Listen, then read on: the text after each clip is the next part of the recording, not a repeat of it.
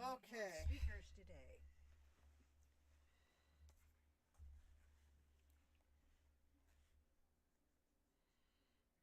Okay, we are live. Maybe. Yeah. Stop. Okay.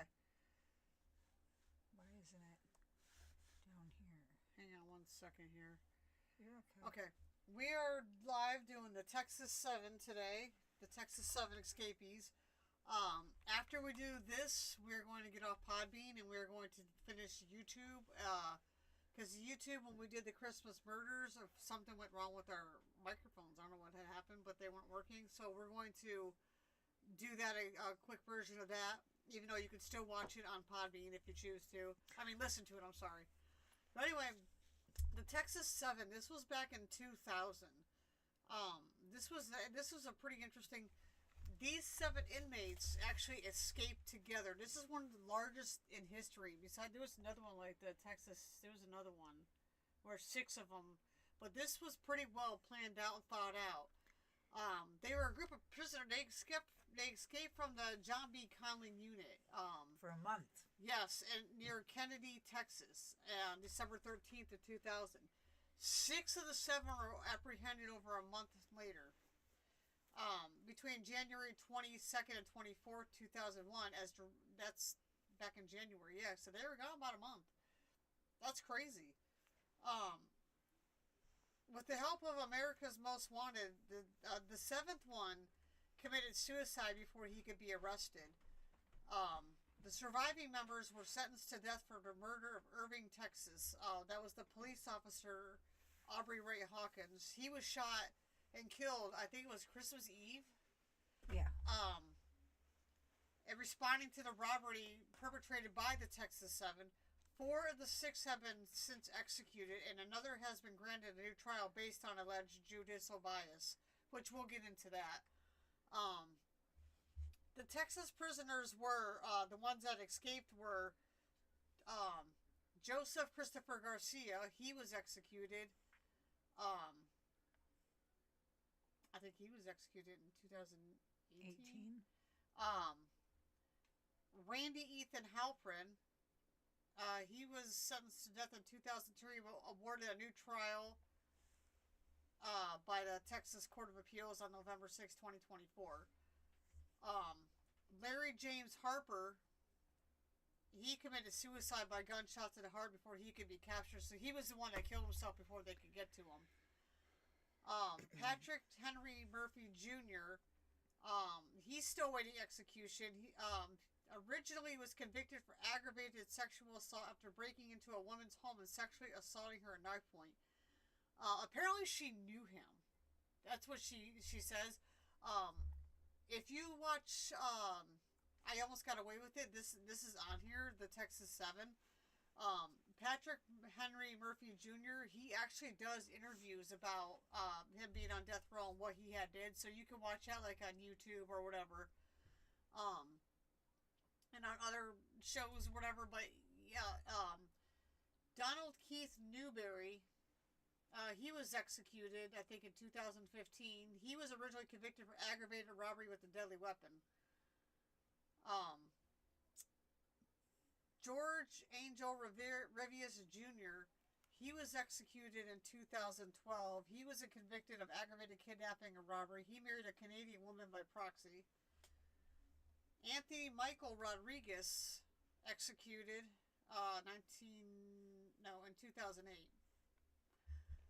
He was convicted of capital murder for hiring Ronald Ruiz to murder his wife Teresa in 1992. Also convicted were Rodriguez's brother Mark, Joe Raymond, and Robert Saliva, an alumnus of a Catholic high school. Rodriguez was taking teacher training classes at Southwest Texas University, now State Texas.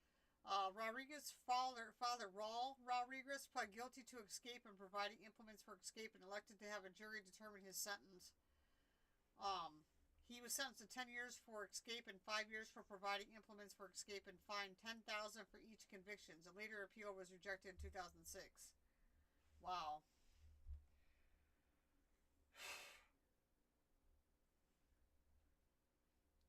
Okay. So we're gonna get to the escape now. On 2000, on December 13th, yeah, 2000, the seven carried out an elaborate scheme to escape the maximum security prison, the South City, Texas of Kennedy. At the time of the breakout, the reported ringleader of Texas 7 was 30-year-old George Rivas, was serving 18 consecutive 15 to life sentences. Michael Anthony Rodriguez, 38, was serving 99 to a life term for contracting the murder of his wife, Rolando by Rolando Ruiz Jr., who was later executed for the crime on March 7, 2017. Larry James Harper, 37, Joseph Garcia, 29, and Patrick Henry Murphy Jr., 39, were all serving 50-year sentences. Donald Keith Newberry, 38, the member with the longest rap sheet in the group, was serving a 99-year sentence. The youngest one was Randy Halpern. He was 23, serving a 30-year sentence for an injury to a child. At around 11:20 a.m., seven men overpowered prison workers and guards, took the latter's uniforms, stole 14 handguns, a shotgun, AR-15 rifle, and more than 100 rounds of ammunition, fleeing north in a prison truck. The victims were left unconscious and tied up in an electrical room. Rodriguez's father, Raul, had provided the men with the getaway car, so that's why it said on there he got all that, that time and stuff. He was sentenced to 10 years for escape, 5 years for providing implements and escape, and $10,000 for each conviction, which a later appeal was rejected in 2006. He was later convicted of escape and providing implements for escape. The white prison truck was found in the Walmart parking lot in Texas. The Texas 7 first entered San Antonio right after breaking out of the complex. Realizing they were running out of funds, they robbed a Radio Shack in Texas and Greater Houston the following day. On December 19th, the four of the members checked into an Econo Lodge motel in the Farmers Branch, Texas, in the Dallas-Fort area under assumed names. They decided to rob a sports authority in nearby Irving on December 24, 2000. They had entered the store, and they pretended like they were like a security team, checking stuff like that. And he had them get all the employees around, and they said that they were looking for this specific person, like this person was like a high profile person they were looking for, and when they brought everybody, made sure the employees were in that area, that's when they held up their guns and everything. So they bound and gagged all the staff, stole these 40 guns and sets of ammunition, including $70,000 from the store's safe. An ex-employee in her car outside the store noticed that the commotion inside and called the police. Irving police officer Aubrey Ray Hawkins responded to the call upon arriving at the scene, was almost immediately ambushed, being shot 11 times or run over by the escaped convicts as they fled the scene. Hawkins died at the hospital, Parkland Memorial Hospital, shortly after his arrival. Hawkins had been a police officer with Irving Police Department since October 4th, 1995. He was married with a son. So that was on Christmas Eve he died. Yeah. I think he was celebrating Christmas Eve with his family, and then he got the call and went. I think he was first on scene. On January 23rd, 2001, the FBI received information that there were two remaining escapees, Newberry and Murphy, were hiding in a Holiday Inn in Colorado Springs, Colorado. A deal was brokered with the two, allowing them to make live TV appearances before they were arrested. Media was tipped off with a guest asked KKTV chief photographer Mike Patash and reporter Jeanette Hines why he could not get to the hotel. The pair drove to the hotel, finding it flooded with law enforcement in the early hours of January 24th. Television anchorman Eric Singer was taken into a hotel where he interviewed the two by telephone on camera. Newberry and Murphy harshly denounced the criminal justice system in Texas, Newberry adding, "The system is corrupt as we are."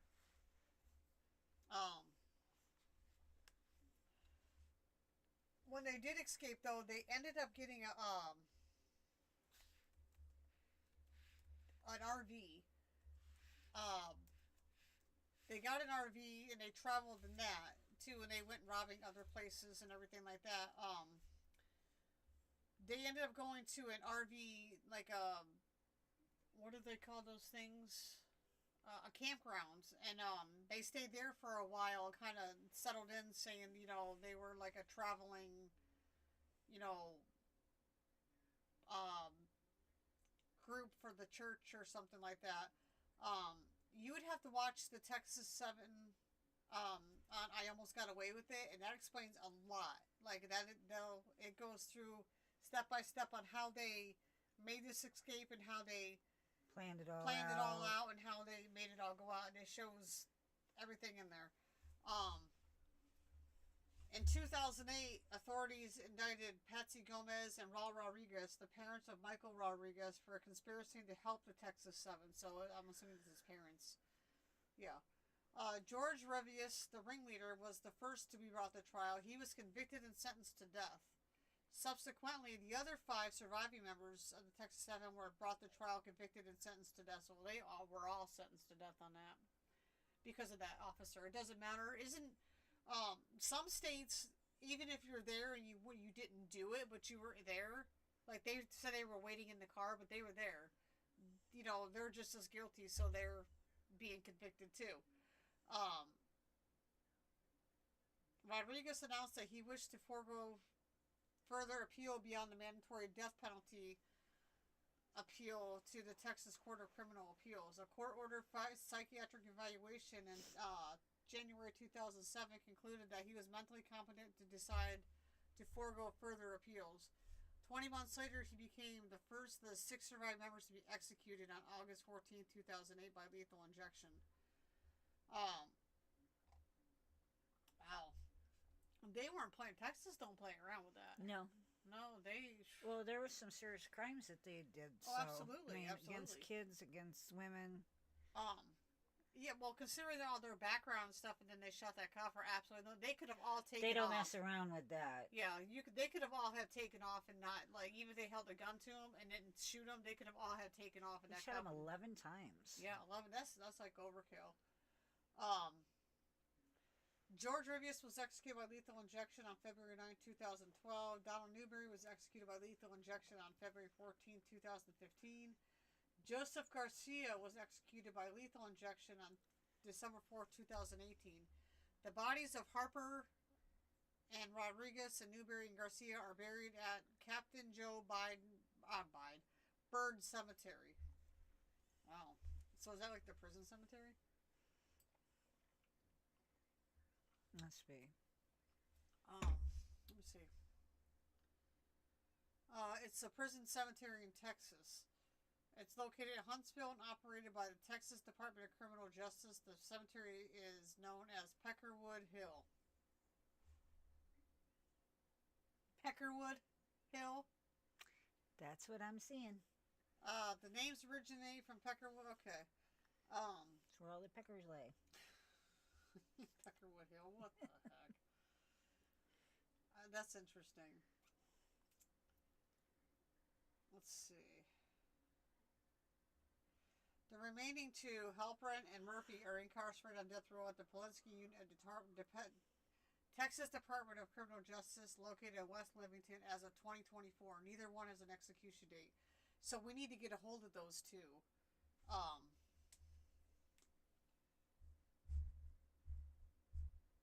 Halperin, is it? And Murphy.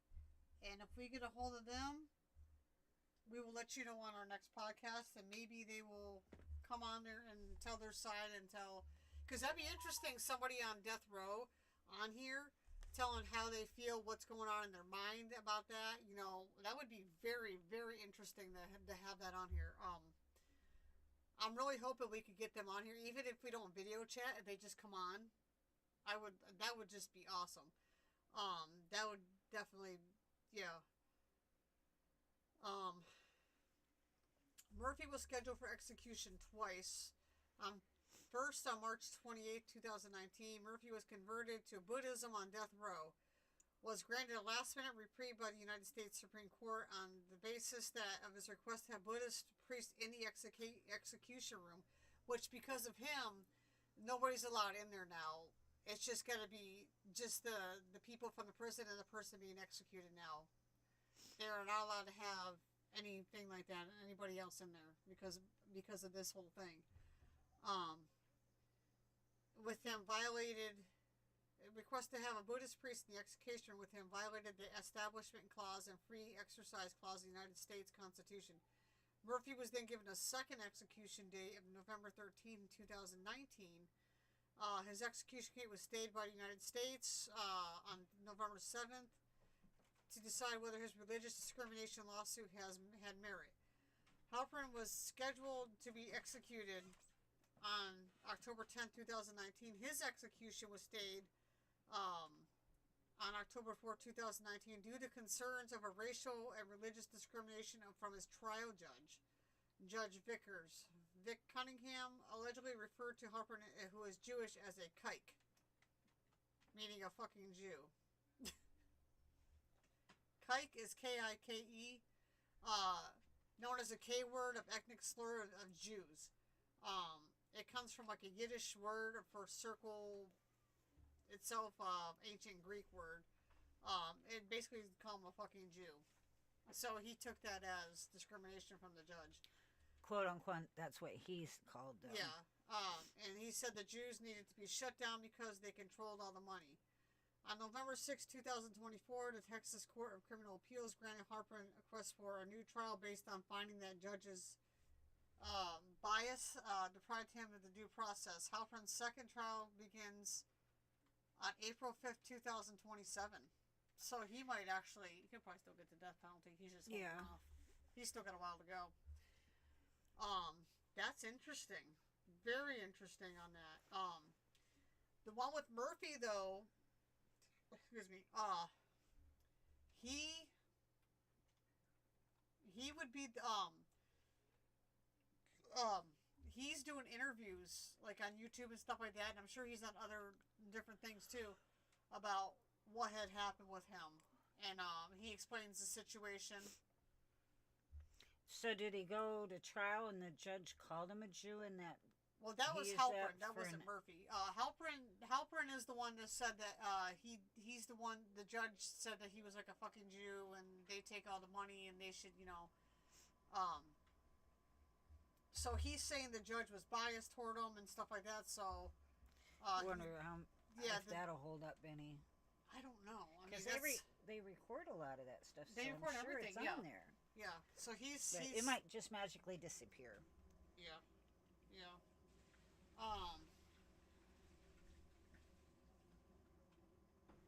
Now, but imagine being caught because of a TV show.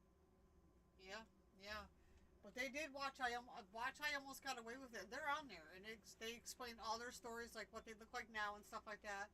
And that was before they got, executed and stuff. But I'll tell you what, it's crazy. Their family members, or some of their family members, are on there. The judge called them Jews. They look. It's more toward the bottom. They look Spanish. They don't look Jewish. Maybe he is Jewish. I don't know. I couldn't tell you. The Texas, Randy Halperin, he was part of the group. He broke out of Conley Unit, Texas, with them while on the run. He shot the police officer. So he's the one that shot the cop. So he's not going to get out of this. There's no way. So he's still going to get the death penalty, and if he don't get the death penalty, he'll at least get life.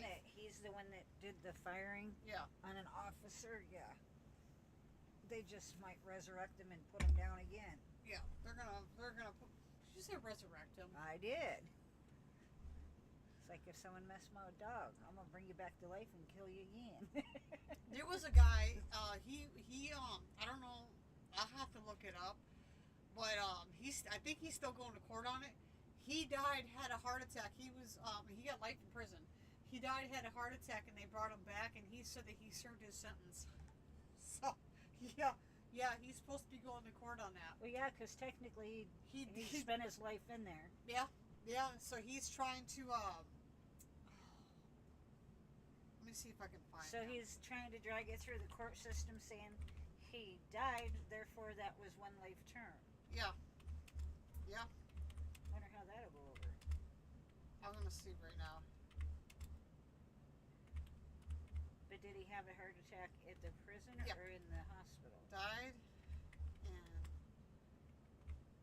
came back. Says. Let me see if I can find this. I'm almost. Okay, here it is. Benjamin Schreiber. Not to get off the subject of the Texas 7, but he was a convicted murderer serving a life sentence in Iowa. Okay, sorry. Is a notable example of a legal controversy involving a prisoner who argued the fact that he had served his time in a medical emergency left him temporarily dead. Schreiber, who was found guilty of first-degree murder in 1996, argued that his life sentence had expired when his heart stopped and he was revived. Despite his claims, the court found his argument unpersuasive and dismissed it. Schreiber's case highlights... Oh, so they did dismiss it. Of legal interpretations and potential for medical interventions to affect the course of a life sentence. Okay, so they denied it because last I was reading it. Okay, this is May 2024. Yeah, so he developed kidney stones and septic poisoning, and he lost consciousness and was transferred to Iowa State Penitentiary to a nearby hospital after his heart stopped briefly. The man was resurrected 5 times. Doctors used adrenaline to revive him. Once he was stabilized, they treated him sepsis and sent him back to jail.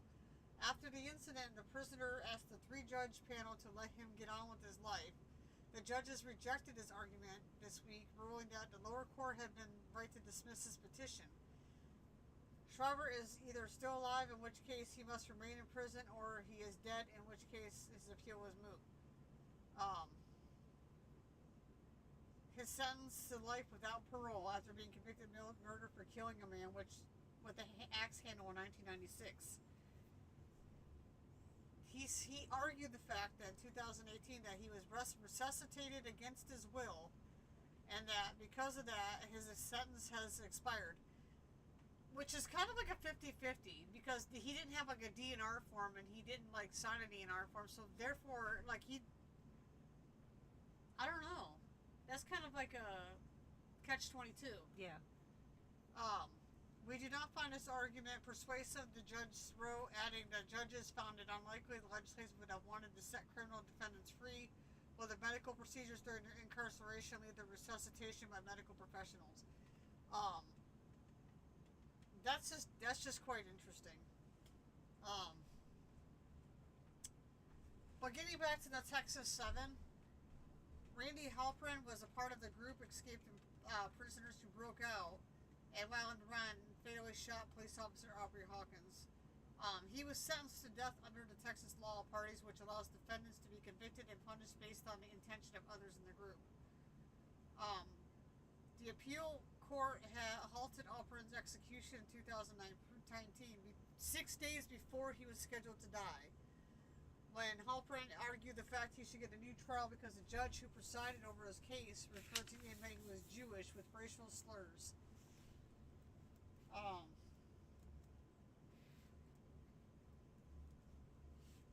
Halpern's lawyers presented evidence spanning decades of Cunningham's repeated use of homophobic and antiseptic racist slurs.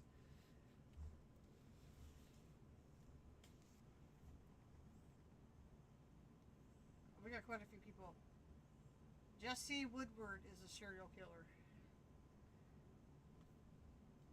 That's what's said. Send us your information and we can bring you on here. Let's see.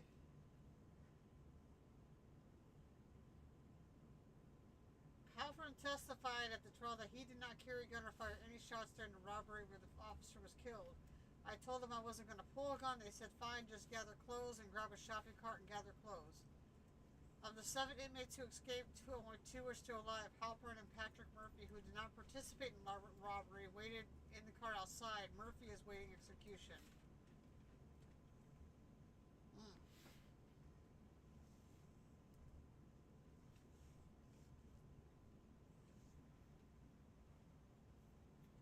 These Texas 7, I'll tell you what.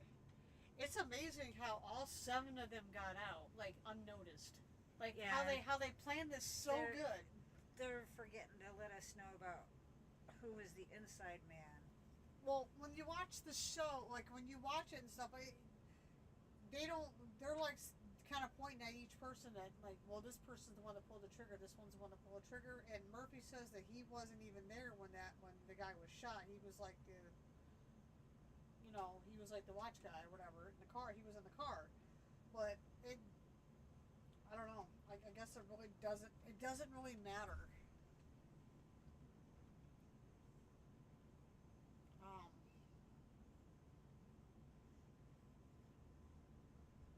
Well, some of them were in for some pretty serious stuff. So. Oh yeah, I think that's what they're doing too. Is looking at the background.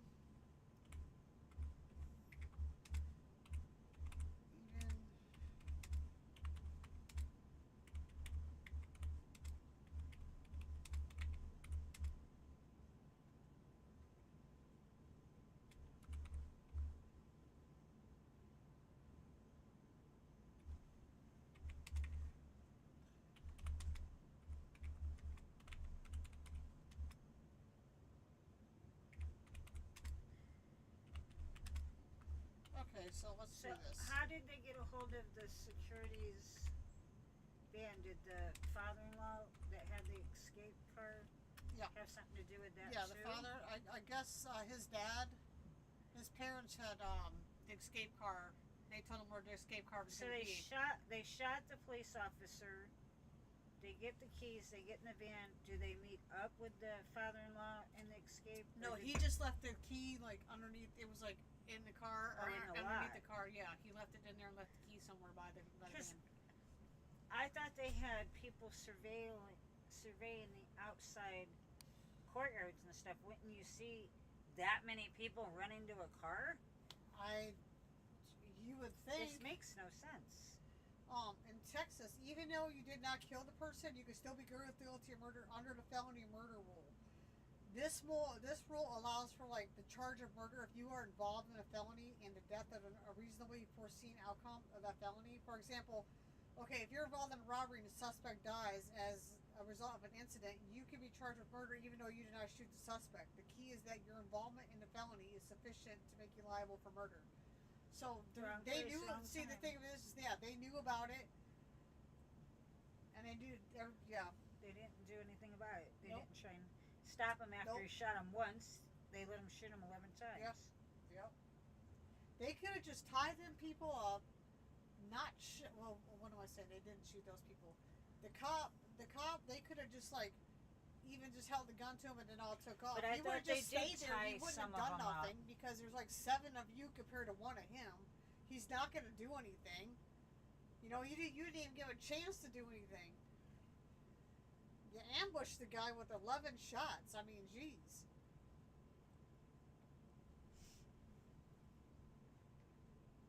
That's quite a bit.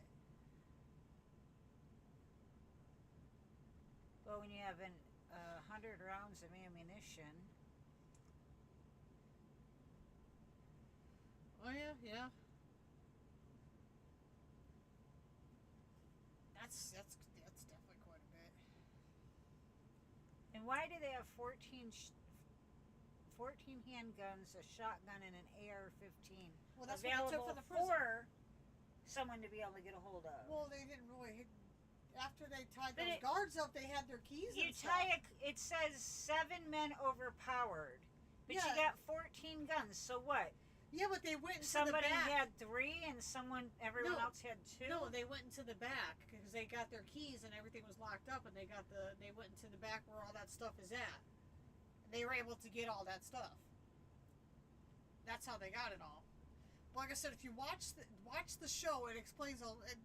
It goes into detail a lot more than what we can tell you. But is it their words that tell this story, or is it what we're trying to figure out? No, it's their words. They're telling everything that had happened.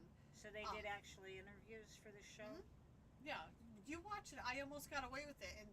And Harper is one of the main ones that talk about it too, and his family gets on there and talks about it too. It's crazy. The ones that were involved, or just family? Well, his family and some of the family. But it's, my thing is, 7 of them got out. Now there's another one on there too. I don't remember what it was called.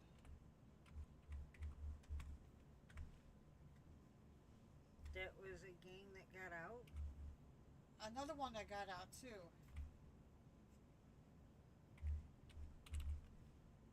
I can't remember what it was called.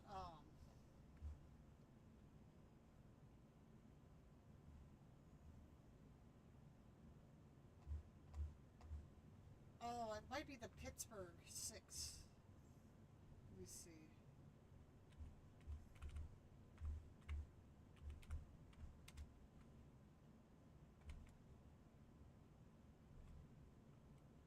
Okay, I think that's on there too.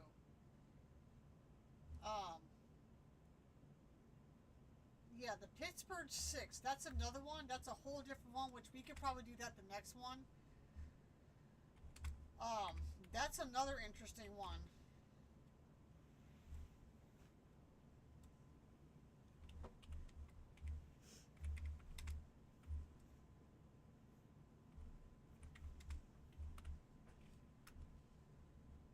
They made it.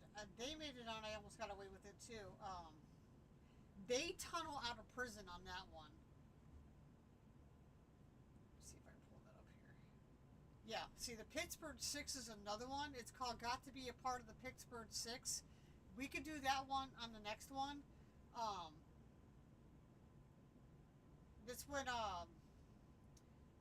Andrew Heim is doing a time for an assault at a Western penitentiary in Pennsylvania. When a prison buddy finds a way to tunnel out of prison, him and 5 other inmates escape. The group, dubbed the Pittsburgh Six, and sparks a nationwide hunt.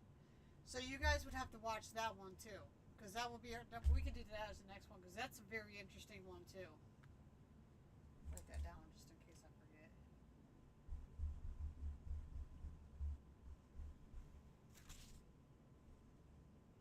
Pittsburgh 6. That's kind of clean.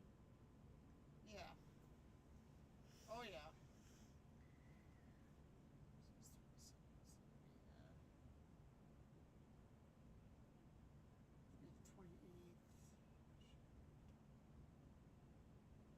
So that would be like Sunday the January 11th we probably do, I think.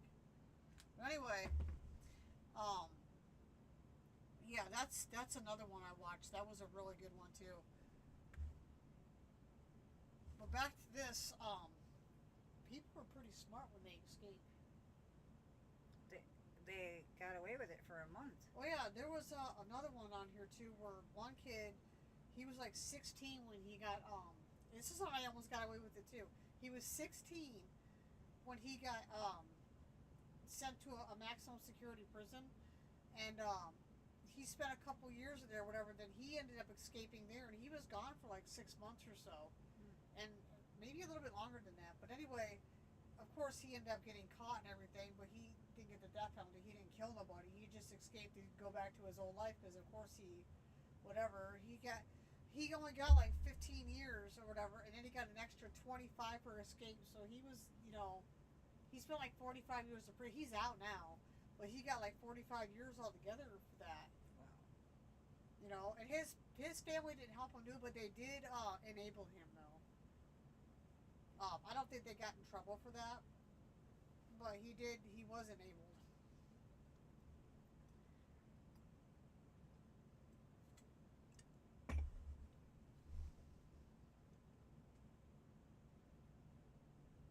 You know how crazy that is? How that prison, like how dumb they must feel that 7 people can get out at one time.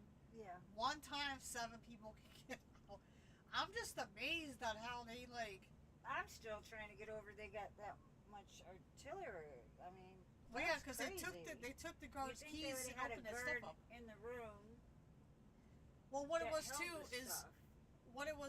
they were in the room with like, I guess it's the mechanic room or something where they could fix like motors and stuff, and they wanted to stay over to help clean, and that's when they put their thing into action like It that. was all in the plan. It was all in the plan. Wow. Um, Craziness. Yeah. Craziness. But this poor cop. well, the cop, yeah.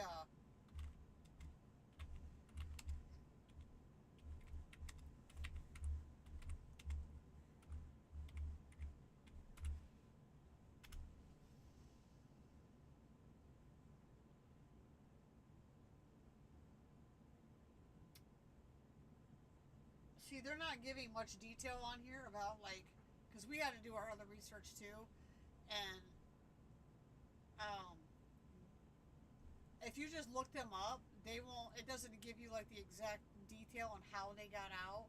Because here it just says they planned their escape by exploiting the vulnerabilities in the prison security staff, and they know like, um, they know when they're going to be. That's all they have is time, so they kind of know the routines. They know when, what points in the year that they're going to be short staffed, like maybe holidays or whatever. So they know.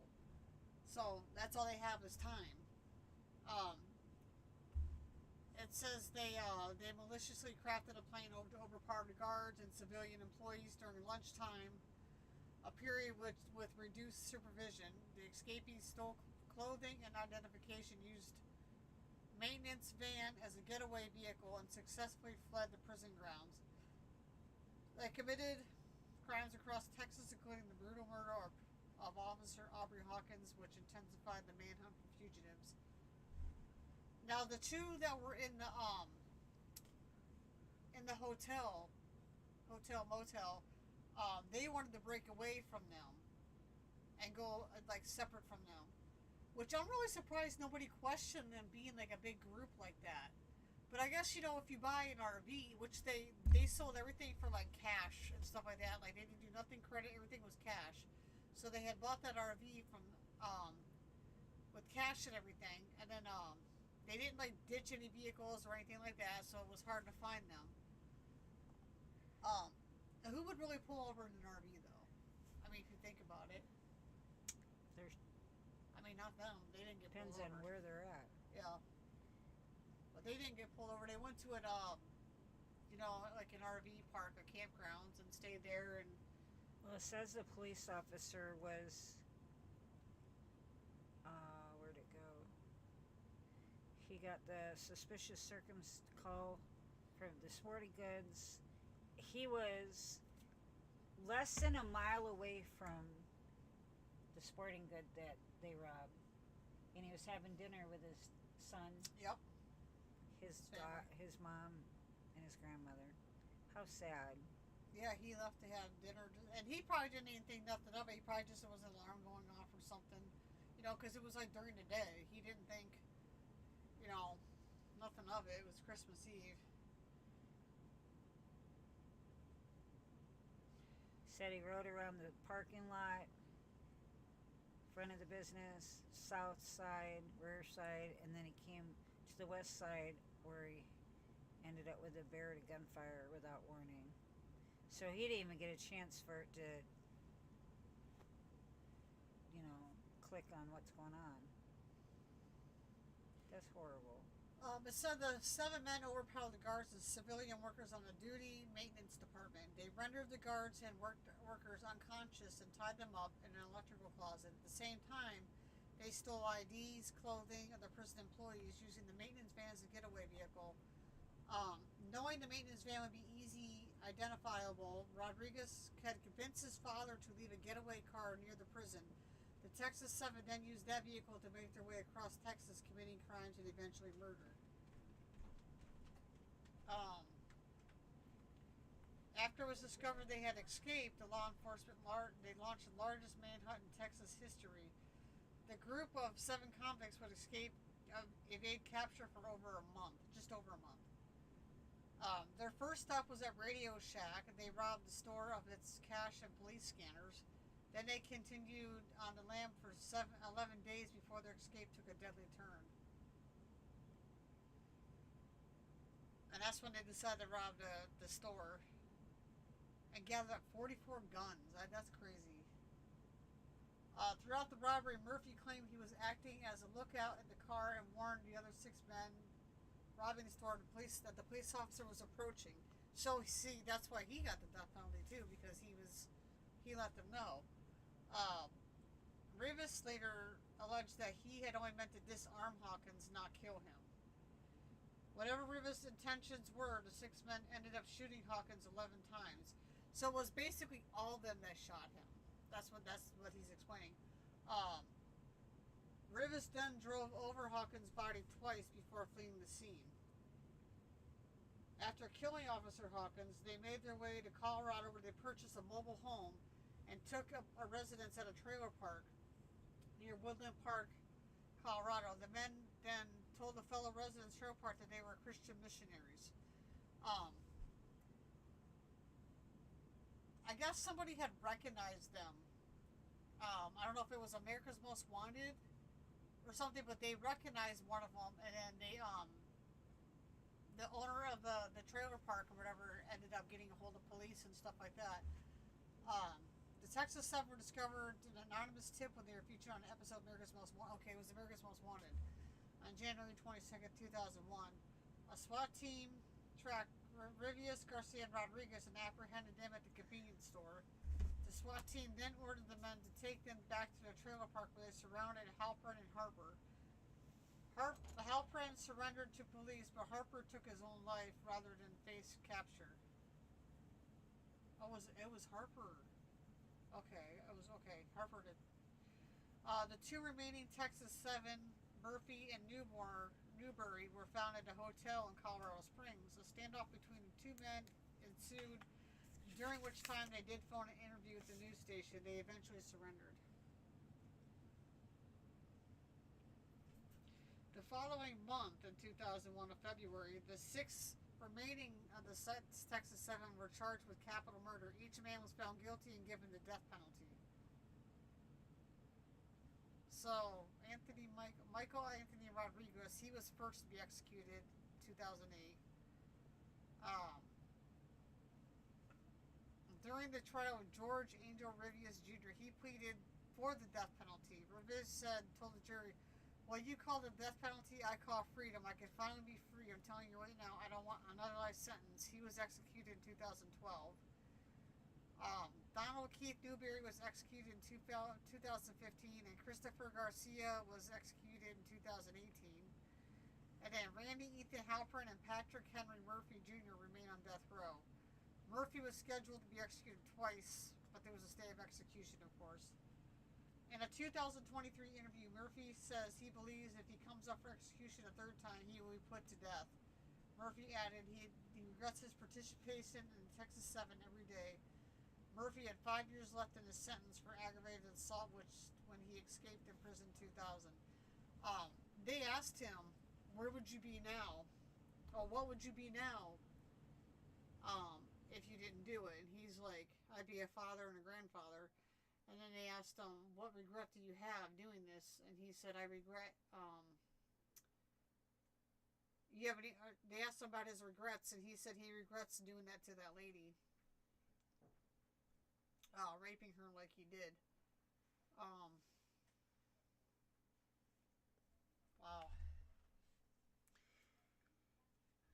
Now, the one that killed himself, he just didn't want to do it. He wanted to go out his way, or... Well, he knew if he was going to get there's 7 of them hanging around each other, you'd think they'd have some kind of rapport him in the prison after being there that long. Well, Harper was, I think he was 23. And he probably knew he was going to get the death penalty. And he didn't want to do that. Where is he at? Harper, yeah.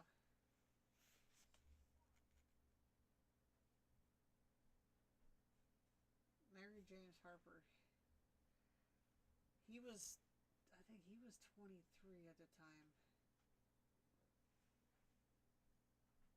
No, Halpern was 23. How old was Harper? Mary James Harper's 37. Oh, wow. I thought it was Halpern. That was Harper. It was 20. Okay, my bad.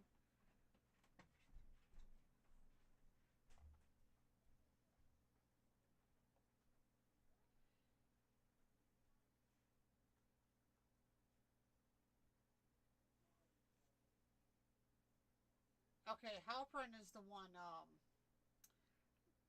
Was the one about the Jewish thing. Yeah. So yeah, he's trying to. Yeah.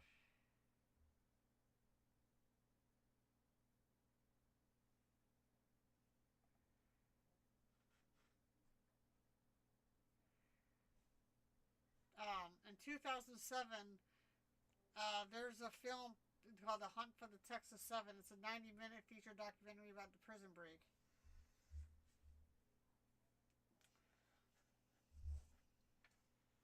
Called Hunt for the Texas Seven.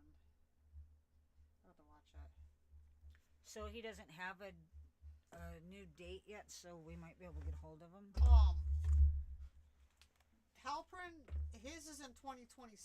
He goes back in 2027 on April 5th. That's his second trial is scheduled. Harper, is it Harper? Murphy, I'm sorry. Murphy, he was scheduled for 2019, but he got a stay of execution. His hasn't been set yet. So he hasn't been scheduled for his. Let me see here.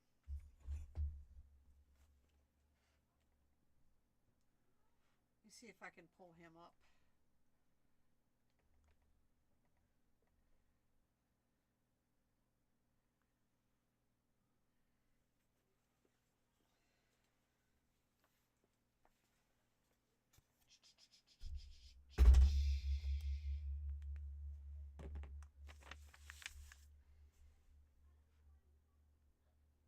It'd be nice just to get his actual input on. Oh, absolutely. I agree with you. Let's see. This is Patrick Henry Murphy Jr.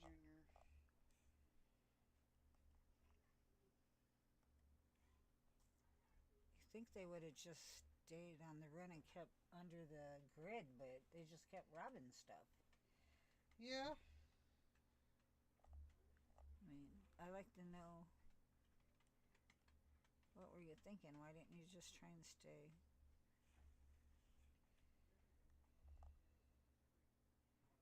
They look like your everyday Joes, though.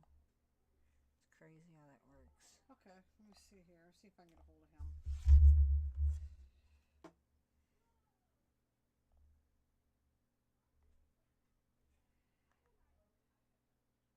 So where can they watch this show?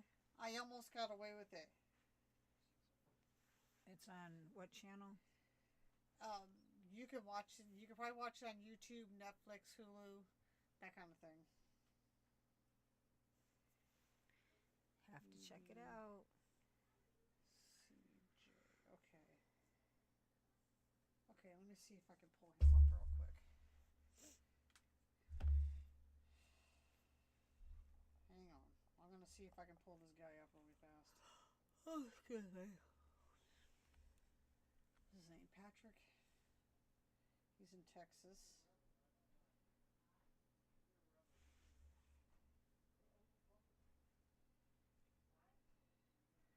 And he's in.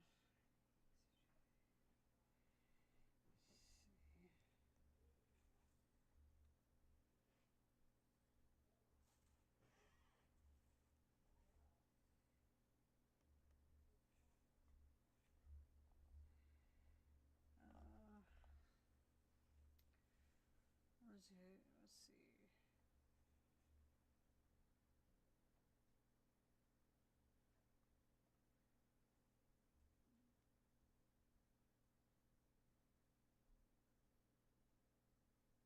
is he at? What?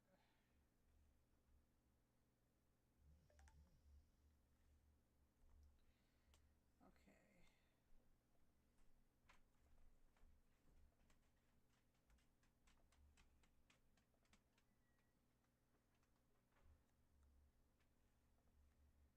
Let me see if I can find exactly. Watch what magnesium does to your bowel.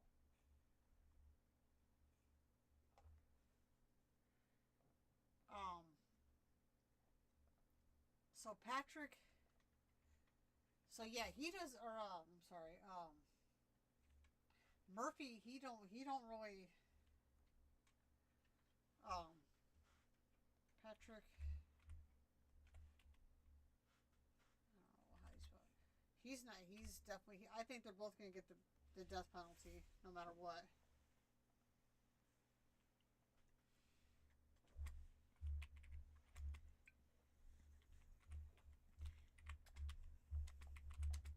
They should have picked better friends.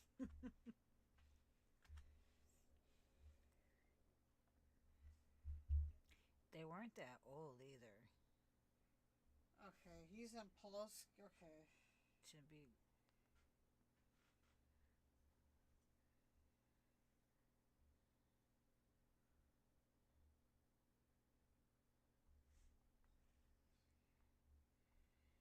I'm going to have to do some research on him.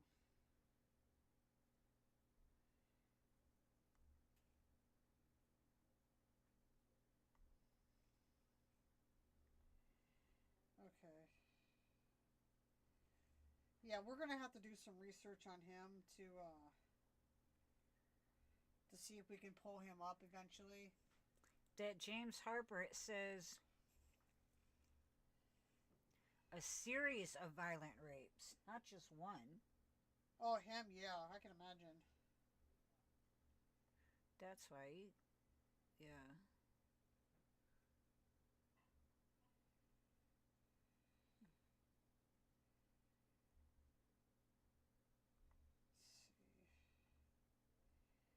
Let me try to pull him up here.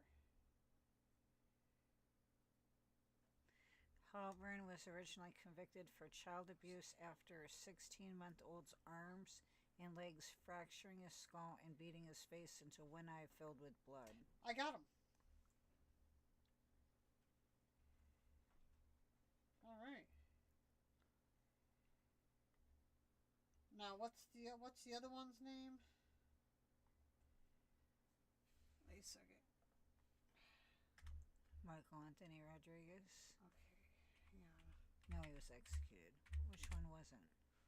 No, Halpern. Oh, I thought that's who you got. No, I got Murphy. Okay, Randy, Halpern. Ethan. Randy with a Y.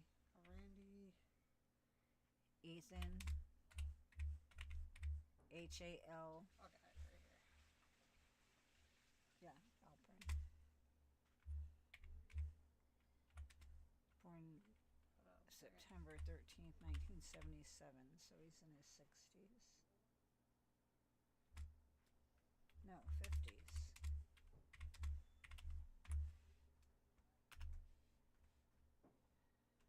Okay, he's in... Yeah, I don't imagine Dallas County. sticking him in the same one, do you? No. Dallas County,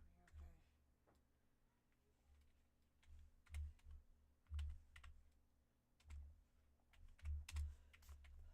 Oh, one second.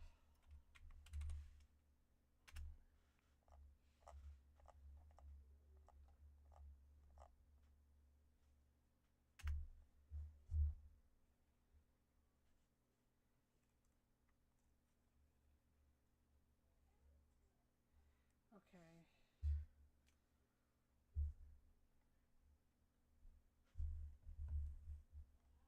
Okay, let me see if I can pull him up too.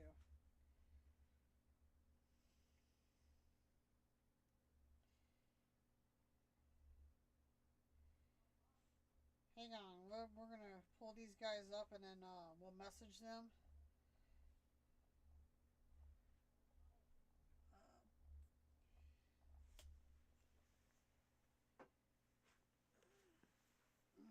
showing his. In the meantime, we still got James Monroe pictures.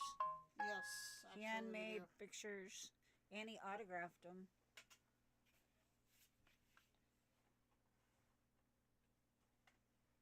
Okay, let me see. And we have court documents still.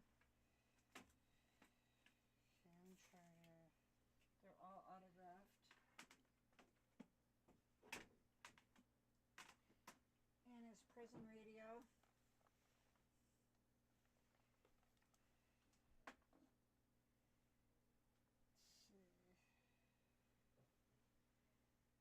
And he is, where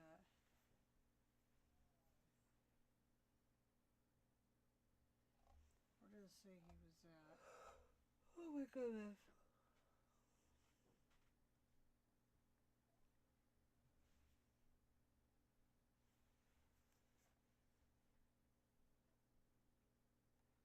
Okay, Randy Hub. Okay, wait a second. What's his name? Randy. Ethan.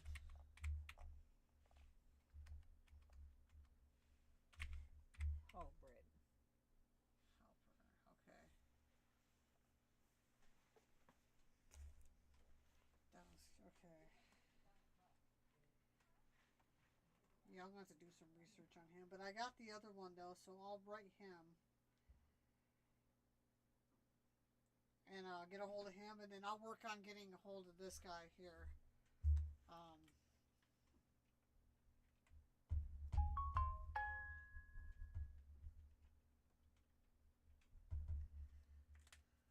And see what we can do.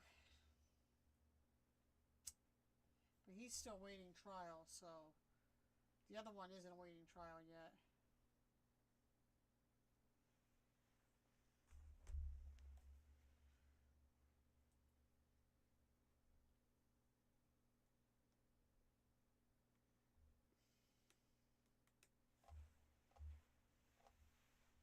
But that would be definitely interesting to find out about him. If we can get them in here, like on the podcast.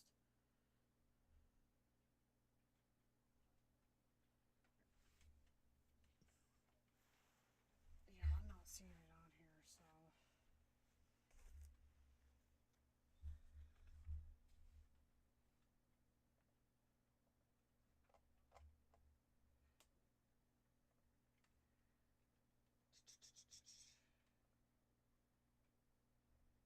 What does it say he was? That was okay. Yeah. I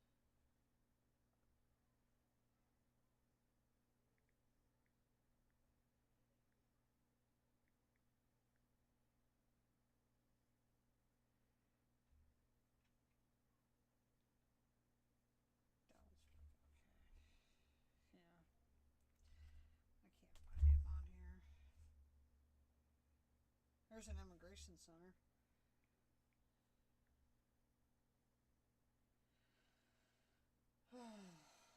But yeah, I got the one, so I'll message him, and then I'll work on the other one. I didn't think we were going to find it that quick.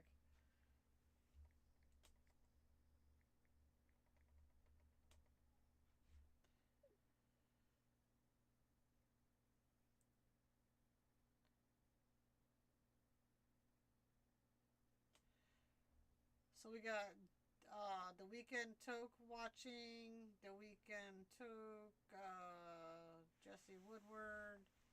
We got all kinds of people watching here.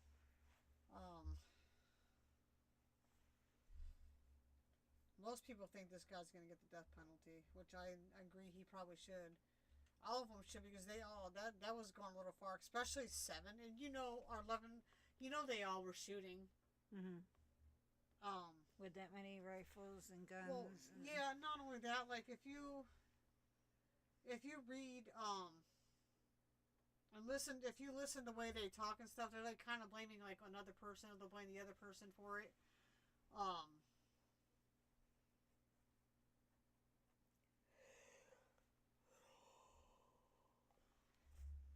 Yeah.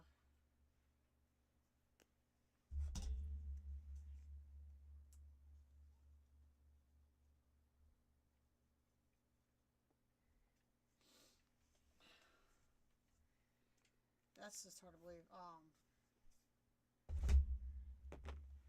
They executed them pretty quick too. They didn't even let them. They didn't play around. I guess that's one place you don't want to commit a murder is Texas. I think especially if you like do a cop like that. Well, any state, if you do a police officer, they're out for blood. You're just yeah.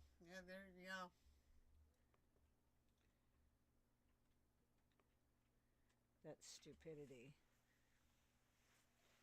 New evidence supported the argument that Judge Vickers Cunningham, who's presided over Halpern's original trial, had a strong bias against defendant because he is Jewish. The uncontradicted evidence supports finding that Cunningham formed an opinion about Halpern that derived in an extrajudicial factor, Cunningham's poisonous atheism. The appeals court wrote in its ruling, Cunningham is now retired from the bench and works as an attorney in a private practice. He has not pushed out. Yeah, he has not commented on his case. He probably got out what he did was good. Because he didn't want to take no chances on that at all. Which I can't really, he might not even meant it as a bias thing. I think he was just so mad about how it all went down and he shot that cop. But maybe he was biased though. Maybe he was biased though. He's definitely prejudiced against. Because it said Halpern, who is Jewish, so. No, he's. Halpern's that 23-year-old though, so. Because if you watch that show too, it shows him in the he does like church groups and stuff in that little community they were in with the RVs. So he might have been, But there are, I do agree there are like judges and stuff and other law enforcements that are, what do you call it?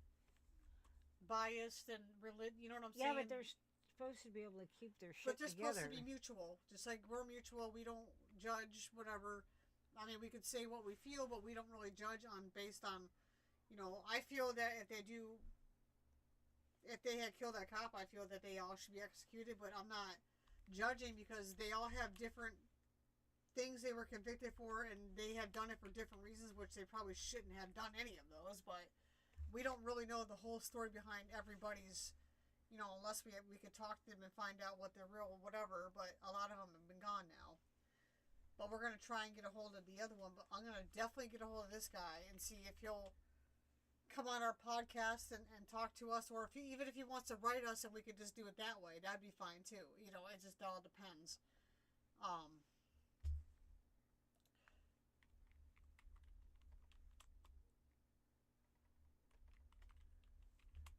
So we're going to get off here. We are going to do the Texas 6 at 6:30 on Sunday. Now, we're doing this a little bit early today because we're going to the Browns-Steelers game tomorrow, so we won't be here. We're actually celebrating Christmas today. That's why we did it a little bit earlier. We didn't know we were going to do it today. We were supposed to do it yesterday, but things came up. So it wouldn't be it wouldn't be the 4th. It would be the 11th. It'll be January 11th at 6:30. And if anything changes, we'll put it on We'll be on our Facebook page. Pure Evil Inside the Minds of Serial Killers. Remember, click on the one with the Z. You still got the YouTube one to do too about the. And then we'll also on YouTube. We'll also post if we're going to be doing it at a different time too. But just look on the Facebook thing, because more than likely we'll post more on there than we would on the YouTube. But the YouTube, we did post that we were going to do another one this week. We just didn't post exactly what day because we weren't for sure. But yeah. So we'll see you guys, or we'll hear from you guys. You'll hear from us, and we'll definitely let you know. We'll definitely let you know about if we get a hold of him or not. Thanks for listening.